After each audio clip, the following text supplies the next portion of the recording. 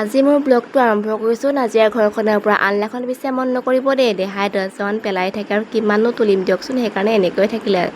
আৰু এইফালে 9:30 বাজিলে, চাওকচোন দেহা উঠাই নাই। ৰাতি যিহেতু ইয়াত বতাহ বৰষুণ দিছিলে, তাৰ কাৰণে কাৰেণ্টটো 11টা বজাতে গ'ল আৰু 3:30মান বজাত ইনভাৰ্টাৰৰ বেটেৰী শেষ হৈ থাকিলে, সেইকাৰণে তাই শুইয়ে আছে। আৰু এইফালে ৰ'দটোৱে চাওকচোন কেনেকৈ খাওঁ মুদি ধৰি ওলাইছে, মানে ভয়ে লাগে কি খাম কি শুম এনেকুৱা নিচিনা লাগে। আৰু এইফালে যেনে তেনে দেহাক মই ফুচুলাই মেলি তুলিলোঁ, খালি তাই মুডটো চাওকচোন। আৰু অকণমান তাই শুবলৈ মন থাকিলে, যিহেতু 3:30টাৰ পৰা তাই শুৱা নহ'লেই।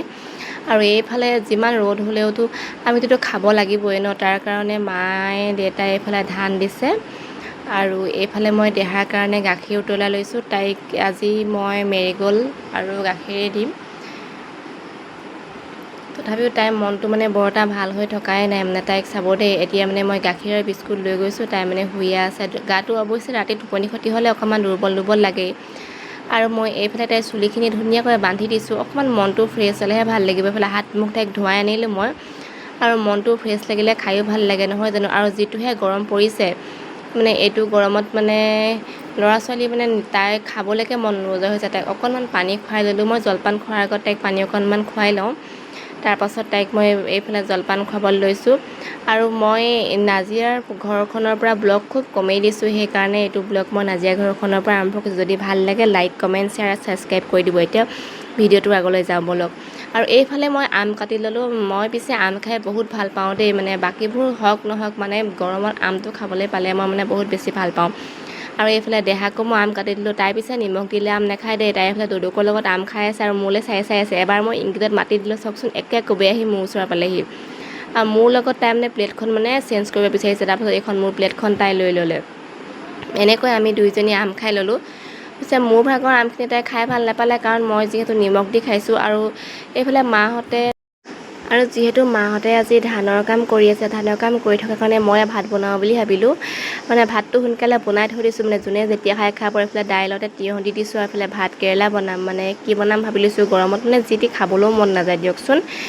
এইফালে ভাত কেৰেলা কাটি লৈছোঁ, ভাত কেৰেলা আলুৱে বনাব লাগিব। আৰু যিহেতু এই মানে পাকঘৰটোতো আমাৰ ইমান গৰম হৈ যায়, সেইকাৰণে সোনকালে বনাই লৈছোঁ। আৰু এইফালে দাইহঁতৰ ঘৰৰ পৰা এইটো আনিলে, এইটো তিয়ঁহ, সৰু তিয়ঁহ বুলি কয়, আপোনালোকে যদি নামটো জানে জনাবচোন দেই।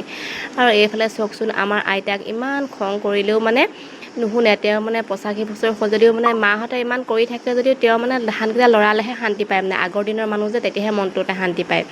আপোনালোকে আকৌ নাভাবিব কাম কৰাইছোঁ বুলি। আৰু এইফালে মাছৰ কণী আছিলে, মাছৰ কণীকণ মই বনাই ল'লোঁ ধুনীয়াকৈ। আৰু দেহাই পিছে মাছৰ কণী নাখায়, আমাৰ কাৰণেহে বনাইছোঁ মাছৰ কণী দেই। তাৰপাছত এইফালে তাইৰ ভাগৰ দদায়েক আহিছিলে, এইফালে তাই যাবলৈ লৈছে। মানে তাইও লগতে যাম বুলি ভাবিছিলে নেকি, গাড়ী আনিছে নেকি চাইছে। তাই পিছে সিহঁতৰ ঘৰলৈ গৈ বৰ ভাল পায়। আৰু এইফালে এটা মেৱাৰ পুলি ৰুইছিলোঁ, ইয়াত মোৰ হাতত ৰুলে বোলে হয় বুলি কয় মায়ে, সেইকাৰণে মেৱাৰ পুলিটো মই ৰুইছিলোঁ। আৰু এইফালে মায়ে জেং এডাল দি দিছে। আৰু ৰ'দটো চাওকচোন ইমান গৰম, একদম দুপৰীয়া দেই, 12টা বজাত মানে আমি বাৰীত আছিলোঁ।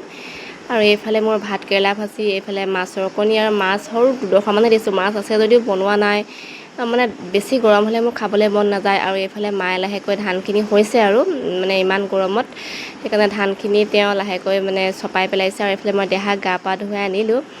আৰু তাই গাটো ধোৱাৰ পাছত মানে তাই দেখিছে নাই মনটো কিমান ফূৰ্তি পাইছে। গৰমত দিয়কচোন গা পাবোৰ ধুৱাই দিলে মনটো ভালেই লাগে। আৰু তাইক খুৱাই এয়া পাছবেলা মই ফুলত পানী দিছোঁ। আৰু ফুলবোৰ মানে গৰমত মানে একদম শুকাই যায়, সেইকাৰণে পাছবেলা অকণমান পানী দিবলৈ চেষ্টা কৰিছোঁ ঘৰত থকা কেইদিনত।